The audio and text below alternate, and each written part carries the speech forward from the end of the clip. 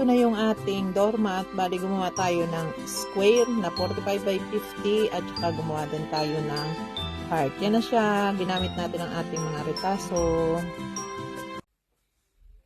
Hello mga kapatid, good morning. Kamusta kayong lahat? Welcome back sa ating channel. Ngayong araw na to, samahan nyo ako maggagawa tayo ng doormat. Ibang shape naman ng doormat gamit yung ating mga retaso. Okay po, let's go.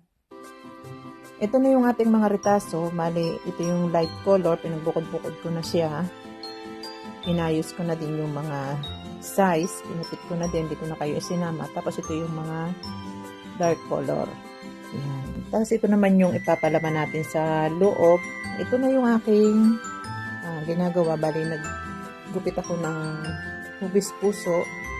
Yan. Tapos gumugupit din ako ng pang taklob natin sa ibabaw.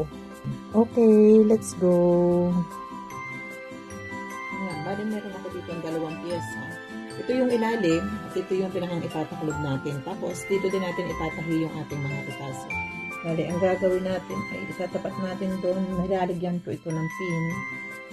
Lalagyan ko yan ng pin. Tapos, yung sunod na tela, dito natin ilalagay sa ibabaw. Una natin tela na inilagay. Nilalagyan ko din siya ng pin para hindi siya maghiwalay. Tapos, patayin na natin.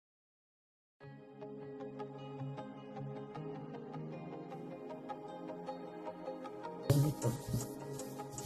Ibabaw ulit nito. Ganito. Patahi ko yung ito yung magiging ibabaw na gusto ko. Bali, ito, nasa ilalim yung pinakang ibabaw, ipapatong. Tapos tatahiin dito. Ganun lang ng ganun yung process ng ating pananahi.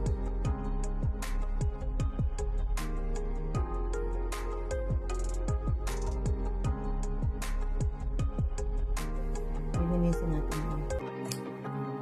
Bali, bago natin ito tahian ang side, atin munang lalagyan ng palaman ito para siya ay maging makapal ng konti. Gagamitin natin yung ating mga retaso. Ganyan. Ito na siya. Bali, ang gagawin naman natin, ipapatong natin ito sa ibabaw. Tapos, lalagyan natin siya ng pin.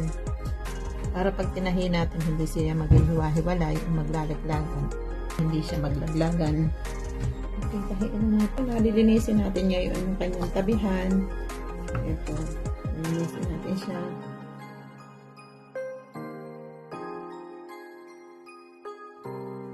Ayan, tatahian natin ito ang tabihan. Pagka nito. Tapos ating ibabalin ito kagay. Ayan, tahiin natin.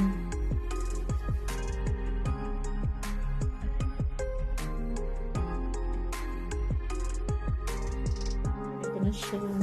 Babalik pa rin natin ngayon. Tutupi natin. Ito. Tutupi natin ito dito para sa ating itatahi. Yan. Naging ganito na siya. Tutupi natin. Nilagyan ko na siya.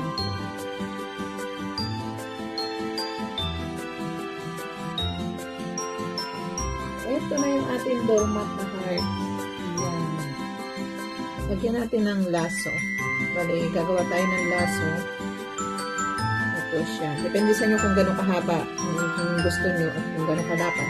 Tutupin muna natin siya. Kunin natin yung center ng tela. Kunin yung center, tinupin natin.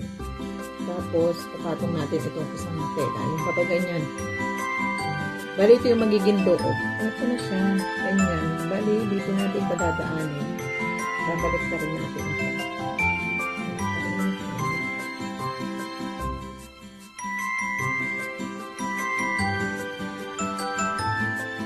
Siya. Tapos kukuha tayo ng sinulid at saka parayong tatahian natin. Kukunin natin yung center. Ito. Ito yung center. Ito siya. Bali tatahian natin dito sa gitna.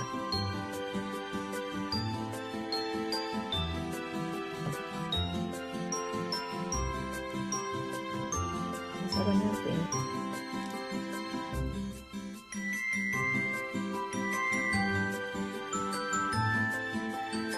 Magiging ganito siya. Umupit tayo ng ganito kaliit na tela. Kabalot natin dito. Ayan. Tahin natin ito.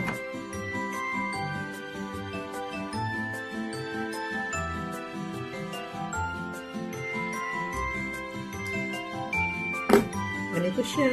Babalik na rin natin ngayon. Para hindi makita yung tahi. Yan, naging ganito na siya. Ito yung harapan at yung likuran. Tatahi naman natin ngayon. Ito na siya. Thank you for watching. Don't forget to subscribe, like, and share. At i-click nyo na din po ang notification bell para lagi kayong updated sa ating mga video. Adios!